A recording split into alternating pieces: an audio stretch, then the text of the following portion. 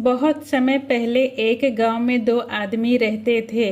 गरीबी और पैसों की तंगी ने उनकी जिंदगी को संघर्ष से भर दिया था। उनकी हालत इतनी खराब थी कि उनके पास सिर्फ एक जोड़ी कपड़े थे जिन्हें वे महीनों तक पहनते रहते। कभी कभी उन्हें खाने को मिल जाता और कभी पूरा दिन भूखे ही गुजारना पड़ता। वे अक्सर शहर की गलियों और बाजारों में घूमते रहते और अगर कोई नेक दिल इंसान होता तो वो उन्हें खाना खिला देता, जिससे उनका पेट भर जाता था। एक दिन की बात है जब वे दोनों यूं ही गलियों में घूम रहे थे और आपस में अपनी तकदीर पर बातें कर रहे थे, तब उनमें से एक ने कहा, भाई अब इस नगर में हमारे लिए कुछ भी नहीं बचा है। यहाँ तो हमारी किस्मत के दरवाजे बंद हो चुके हैं। मुझे लगता है कि हमें किसी दूसरे राज्य में अपनी किस्मत आजमानी चाहिए। मैंने सुना है कि यहाँ से दक्षिण दिशा में 50 कोस दूर एक राज्य है जिसका नाम मोती नगर है। वहाँ राजा चक्रधर का शासन है और लोग कहते हैं कि वो बहुत ही दयालु और नेक दिल राजा है। हमें किसी तरह वहां जाकर राजा से मिलना चाहिए और अपनी सहायता की गुहार लगानी चाहिए। मुझे पूरा विश्वास है कि वो हमारी मदद जरूर करेंगे और शायद इसी तरह हमारे दिन फिर जाएं। उसके साथी ने उत्साह से कहा, तुम्हारी सलाह तो सच में बहुत ही अच्छी है। हमें सुबह सवेरे ही मोती नगर के लिए निकल जाना चाहिए। अगली सुबह वे दोनों अपने उस सफर पे निकल पड़े। जंगलों और पहाड़ों को पार करते हुए वे एक खुले मैदानी इलाके में पहुंच गए। रास्ते में उनकी मुलाकात एक और आदमी से हुई जो खुद भी गरीब था मगर था बहुत नेक दिल और ईश्वर में गहरी आस्था रखने वाला। उस आदमी ने दोनों से पूछा, भाइयों, क्या तुम बता सकते हो कि तुम कौन हो और कहाँ जा रहे हो? दोनों में से एक ने जवाब दिया, भाई मेरा नाम सरजू है और ये मेरा दोस्त केशव है। हमारी किस्मत का सितारा तो जैसे डूब चुका है। हमने अपने गांव में किस्मत को खूब आजमाया पर वहां सिर्फ वक्त की बर्बादी ही हाथ लगी। अब लगता है कि वो गांव हमें कुछ नहीं दे सकता, इसलिए हम मोती नगर राज्य की ओर जा रहे हैं। हमें पता चला है कि वहाँ के राजा चक्रधर का दरबार गरीबों और जरूरतमंदों के लिए हमेशा खुला रहता है और वो किसी को खाली हाथ नहीं लौटाते। अपनी कहानी सुनाने के बाद उन्होंने उस आदमी से पूछा, भाई तुम कौन हो और कहाँ जा रहे हो? उस आदमी ने जवाब दिया, मेरा नाम माणिक दास है। कभी मैं भी बहुत अमीर हुआ करता था, लेकिन अब मेरे गांव में कुछ भी नहीं बचा।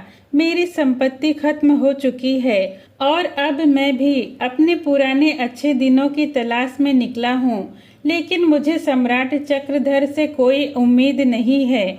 मेरी आस तो उस पर है जिसके दर से सम्राट चक्रधर जैसे अनगिनत राजा भी अपने खजाने भरते हैं। मुझे बस अपने परमात्मा पर ही भरोसा है। इसके बाद तीनों ने एक साथ मिलकर अपना सफर जारी रखा। चलते चलते वे मोती नगर राज्य में पहुंच गए तो उन्होंने वहां एक खंडहर देखा। खंडहर बहुत विशाल था और शायद कभी किसी बड़ी हवेली का हिस्सा रहा होगा, पर अब पूरी तरह बर्बाद हो चुका था। उन तीनों ने रात उसी खंडहर में बिताने का निर्णय लिया। तीनों खंडहर में एक जगह बैठ गए और अपनी पिछली जिंदगी और अपने अनुभवों के बारे में बातें करने लगे। किस्मत का खेल ऐसा हुआ कि उसी रात सम्राट चक्रधर अपना भेष बदलकर नगर की गलियों में घूम रहे थे। चलते चलते वो उस खंडहर के पास आ पहुँचे। खंडहर के अंदर से उन्हें लोगों की बातचीत की आवाज सुनाई दी तो उन्होंने जिज्ञासा में खंडहर के अंदर जाने का मन बनाया। सम्राट चक्रधर अक्सर भेष बदलकर नगर में घूमा करते थे ताकि वो अपनी प्रजा की स्थिति और उनके सुख दुख के बारे में जान सके। खंडहर के अंदर पहुंचकर सम्राट ने देखा कि वहां 3 आदमी बैठे हुए बातें कर रहे हैं। उन्होंने उनसे पूछा, तुम लोग कौन हो और यहाँ पर क्या कर रहे हो? सरजू ने जवाब दिया, हम गरीब और हालात से मजबूर लोग हैं। हमारी स्थिति ऐसी है कि पेट भर खाना भी बड़ी मुश्किल से मिलता है। जगह जगह की ठोकरें खाते हुए हम यहाँ तक आ पहुँचे हैं। सम्राट ने पूछा, तुम लोगों की ऐसी क्या इच्छा है जो तुम्हें यहाँ खींच ले आई है? सरजू और केसू ने एक दूसरे को देखा और फिर कहा, भाई तुम हमारी इच्छा क्यों पूछ रहे हो? जब तुम उसे पूरा ही नहीं कर सकते तो बताने का क्या फायदा? सम्राट ने उन्हें भरोसा दिलाते हुए कहा, अरे भाई बताओ तो सही, शायद मैं तुम्हारी कुछ सहायता कर सकूं। सरजू ने गहरी सांस लेते हुए कहा, भाई एक समय था जब मेरे पास बेहिसाब दौलत और जायदाद थी। मैं बहुत बड़ा व्यापारी था और कई नौकर चाकर और मुनीम मेरे लिए काम करते थे, मगर दोस्तों और रिश्तेदारों की धोखेबाजी ने मेरी सारी दौलत छीन ली। अब हालात ऐसे हैं कि मुझे दर दर भटकना पड़ता है। अगर मुझे कहीं से 10,000 असरफिया मिल जाए तो मैं फिर से अपना व्यापार शुरू कर सकता हूँ और एक बार फिर अमीर बन सकता हूँ। केशव ने गहरी सांस लेते हुए अपनी कहानी सुनाना शुरू किया। भाई मेरी किस्मत भी बड़ी अजीब है। मैं एक गरीब परिवार में पैदा हुआ था। मेरा बाप एक साधारण किसान था। जब मैं जवान हुआ तो मेरी शादी हो गई। मेरी पत्नी बहुत सुंदर थी और उससे मैं बेहद प्यार करता था। जैसे ही हमारी शादी हुई मेरी जिंदगी ही बदल गई।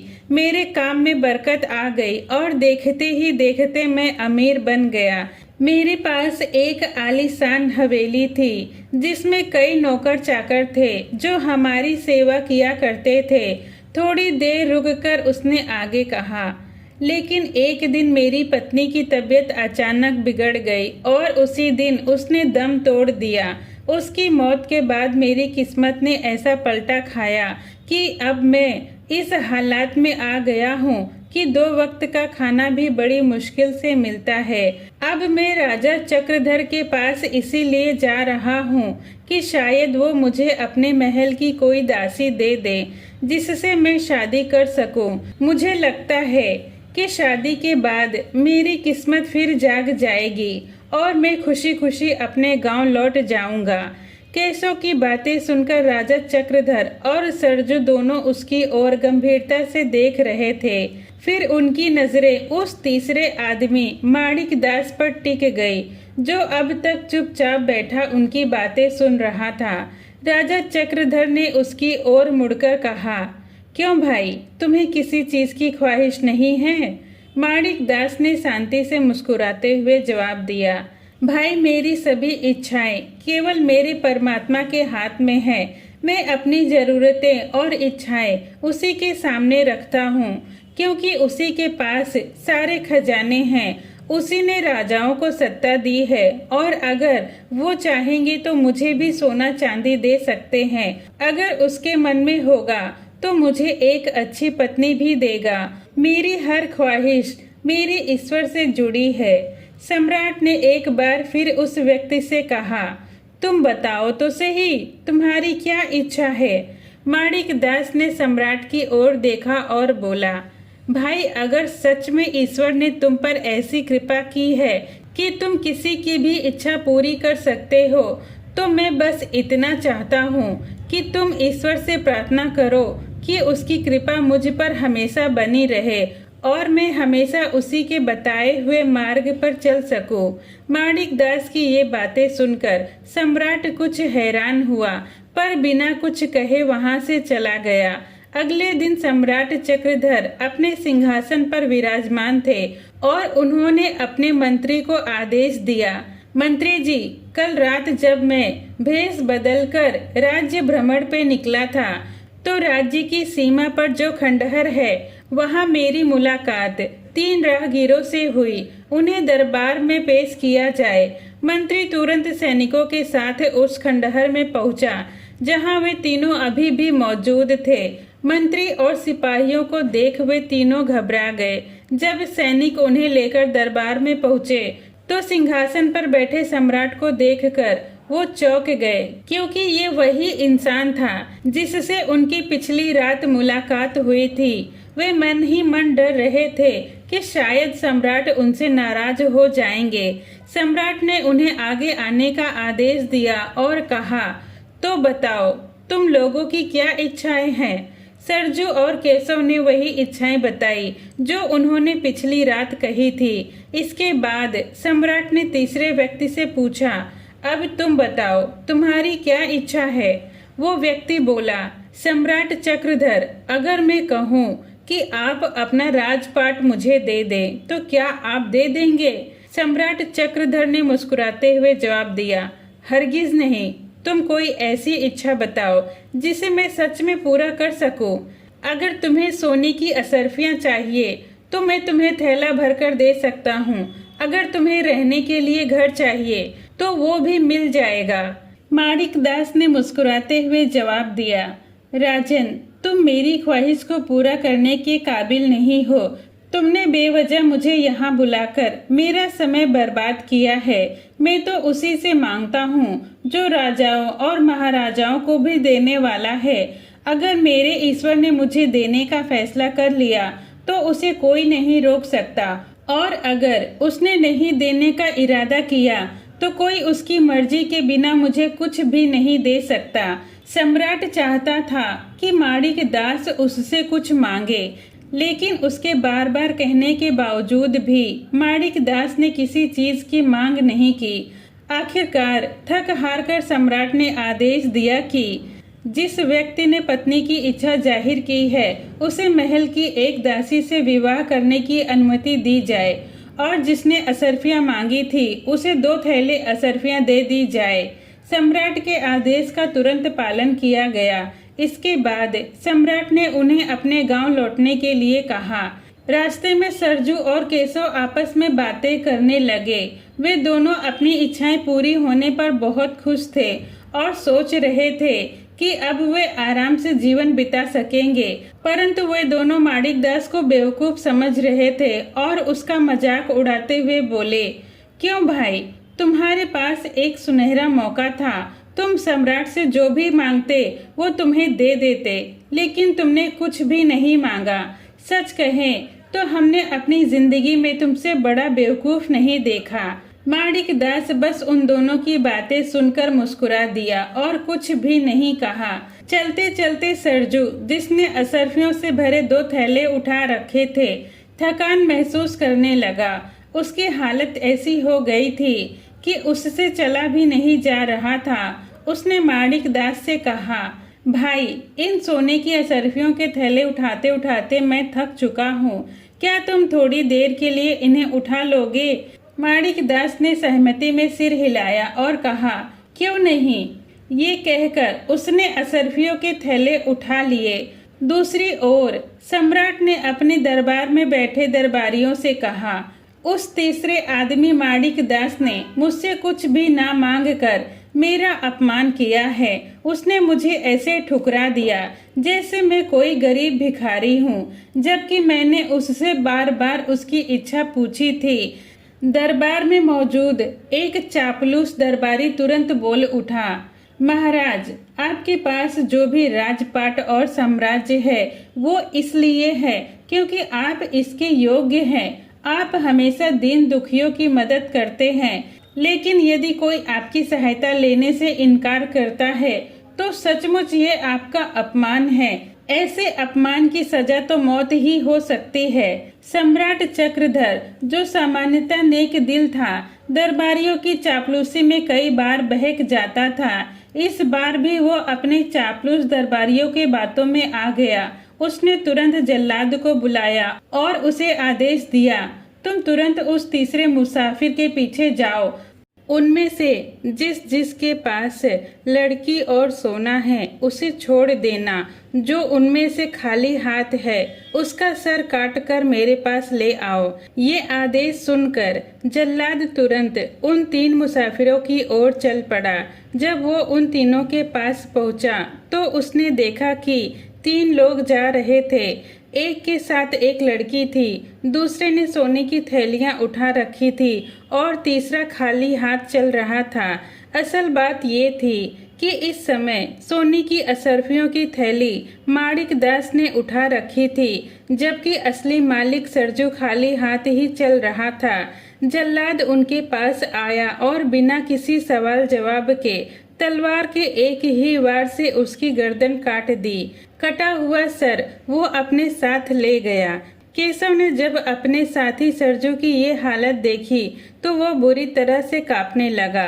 किसी को समझ नहीं आया कि आखिर ये क्या हुआ और सरजू की गर्दन क्यों काटी गई। जब जल्लाद सरजू का सर लेकर सम्राट के सामने पहुंचा तो सम्राट चक्रधर ने बड़े गौर से उस सर को देखा और गुस्से में कहने लगे, अरे बेवकूफ, तुम उस बेगुनाह का सर काट ले आए जिसने विनम्रता से मुझे अपनी इच्छा बताई थी। दूर हो जाओ मेरी नजरों से, इससे पहले कि मैं तुम्हारा भी सर कटवा दूं। सम्राट अब तक समझ चुका था कि जरूर सोने की असरफियों का असली मालिक थक गया होगा और उसने अपनी थैलियां थोड़ी देर के लिए माणिक दास को दे दी होगी। सम्राट ने तुरंत दूसरे जल्लाद को बुलाया और उससे कहा, अब तुम जाओ और जिसके पास सोने की असरफियों की थैली है उसका सर काट कर ले आओ। जल्लाद फिर से रवाना हो गया। इस बार किस्मत का खेल ऐसा हुआ कि जो आदमी मरा था उसके साथी केशव के मन में लालच आ गया। वो चलते चलते माणिक दास से कहने लगा, देखो भाई, जो मर गया वो मेरा दोस्त था, इसीलिए उसके सोने की असरफियों का असली मालिक मैं हूँ, क्योंकि हम दोनों एक ही गांव के हैं। तुम ये असरफियों की थैली मुझे दे दो। माणिक दास ने उसकी लालची नजरों को देख लिया, लेकिन फिर भी शांत रहकर उसने थैली दे दी। केशव को ये नहीं पता था कि लालच में उसने अपने लिए कैसी मुसीबत बुला ली थी। माणिक दास के मन में तो कोई लालच नहीं था, इसीलिए उसने तुरंत दोनों थैलियां केशव के हवाले कर दी। अब माणिक दास फिर से खाली हाथ था, जबकि सोने की असरफियों की थैली केशव के हाथ में थी और वो अपनी दासी को साथ ले जा रहा था।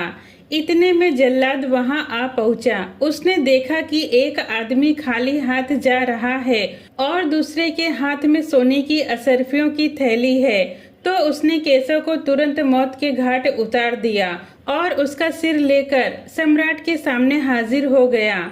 जब सम्राट ने वह सर देखा तो गुस्से में आकर चिल्ला पड़ा, ये आदमी भी गलती से मारा गया। सम्राट कुछ देर चुपचाप बैठे और सोच विचार करने के बाद उन्हें समझ में आया कि भगवान ने उस तीसरे अजनबी की रक्षा की है, इसीलिए उसे कोई नुकसान नहीं हुआ। ये सब उसकी समझ से बाहर था। फिर भी सम्राट ने अपने एक भरोसेमंद मंत्री को भेजा और कहा, उस नेक दिल आदमी को पूरे सम्मान के साथ लड़की और सोने की थैलियों सहित दरबार में लाओ। मंत्री ने तुरंत नेक दिल माणिक को दरबार में लाकर पेश किया। उसे देखते ही सम्राट सिंहासन से उठ खड़ा हुआ और माणिक दास से पूछा, बताओ तुम्हारे दोनों साथियों का क्या हुआ। माणिक दास ने जवाब दिया, महाराज की जय हो। आपने सोने की मांग करने वाले को सोना दिया और दासी की मांग करने वाले को दासी दी, लेकिन बदले में उनकी जान ले ली। ये सुनकर सम्राट कांप उठा और हाथ जोड़कर भगवान से माफी मांगने लगा। उसकी आंखों से आंसू बहने लगे। उसने माणिक दास से कहा, ए नेक दिल इंसान, मुझे बताओ इस वक्त मैं किस तरह से अपने पाप का प्रायश्चित कर सकता हूँ। माणिक दास ने कहा, तुम्हें सबसे पहले ईश्वर से प्रार्थना करनी चाहिए कि वो तुम्हारे पापों को माफ करे। इसके बाद जिन दो निर्दोष लोगों की तुमने जान ली है उनके परिवारों को कुछ आर्थिक सहायता मुआवजे के रूप में भेजो, ताकि उनके परिवार के लोग कम से कम आसानी से जीवन जी सके। इससे शायद तुम्हारे पाप कुछ कम हो जाए। साथ ही अपने दरबार से तुम्हें चापलूस और धोखेबाज मंत्रियों को निकाल देना चाहिए। सम्राट चक्रधर ने माणिक दास की सलाह मानी और उसे तुरंत लागू किया। फिर सम्राट ने कहा, ए नेक दिल इंसान, तुम मुझे कम से कम अपनी एक इच्छा तो बताओ जिसे मैं पूरा कर सकूं, क्योंकि तुम्हारी मदद से मुझे बहुत खुशी मिली है। नेक दिल माणिक ने देखा कि सम्राट की आंखों में पश्चाताप के आंसू थे और वह प्रायश्चित की आग में जल रहा था। इसीलिए माणिक दास ने कहा, मैं एक बुनकर का काम करता था और उस समय मेरी हालत इतनी अच्छी थी कि मुझे दौलत की कमी नहीं थी। अगर आप मुझे बुनकर का काम फिर से शुरू करने का मौका दे तो बहुत कृपा होगी और मैं जल्द से जल्द आपके पैसे लौटा दूंगा। सम्राट चक्रधर ने उसी वक्त ये आदेश दिया कि माणिक दास को बुनकर का काम शुरू करने के लिए जितने भी धन की आवश्यकता है उन्हें दे दी जाए। इसके बाद सम्राट ने कहा, ए नेक दिल इंसान, मेरी आपसे ये प्रार्थना है कि आप भी मेरे लिए प्रार्थना करें ताकि ईश्वर मेरे अपराधों को माफ करे। साथ ही आप कभी कभी हमारे राज्य में महल में आकर रहें ताकि मैं आपसे कुछ अच्छा सीख सकूं। नेक दिल माणिक दास ने राजा की प्रार्थना स्वीकार कर ली और अपने गांव लौट आया। कुछ ही समय बाद उसका कारोबार दिन दुगना और रात चौगुना बढ़ने लगा, लेकिन उसने अपनी सारी दौलत गरीबों और जरूरतमंदों को दान कर दी। उसके मन में कभी भी लालच नहीं आया